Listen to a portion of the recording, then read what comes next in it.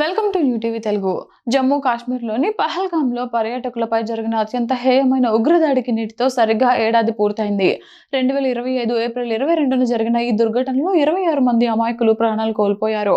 ఈ విషాదకరమైన రోజుపై ప్రధాని మోదీ ఎక్స్ వేదికగా భావోద్వేగంగా స్పందించారు. దాడిలో మరణించిన వారిని స్మరించుకుంటూ వారి కుటుంబాలకు దేశం మొత్తం అండగా నిలుస్తుందని భరోసా ఇచ్చారు. ఉగ్రవాదంపై భారత్ తన పోరాటంతో ఎప్పటికీ వెనకడుగు వేయదన్నారు.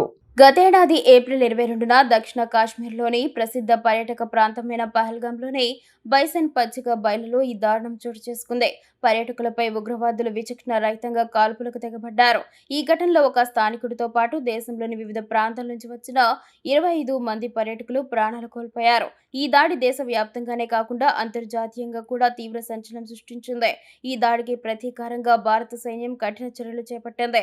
దాడి జరిగిన కొద్ది రోజులకే మే 7న ఆపరేషన్ సింధూర్ పేరుతో పాకిస్తాన్ భూభాగంలో సర్జికల్ స్ట్రైక్స్ నిర్వహించింది. ఈ ఆపరేషన్లో 100కు పైగా ఉగ్రవాదులను మట్టుబెట్టి పాకిస్తాన్కు గట్టి హెచ్చరిక పంపింది. అంతేగాక పహల్గాం దాడికి పాల్పడిన ఉగ్రవాదులు పాకిస్తాన్కు పారిపోకముందే వారిని మట్టుబెట్టేందుకు ఆపరేషన్ మహాదేవ్ చేపట్టింది. ఈ రెండు ఆపరేషన్ల ద్వారా ఉగ్రవాద చర్యను సహించేది లేదని భారత్ ప్రపంచానికి స్పష్టమైన సంకేతం ఇచ్చింది.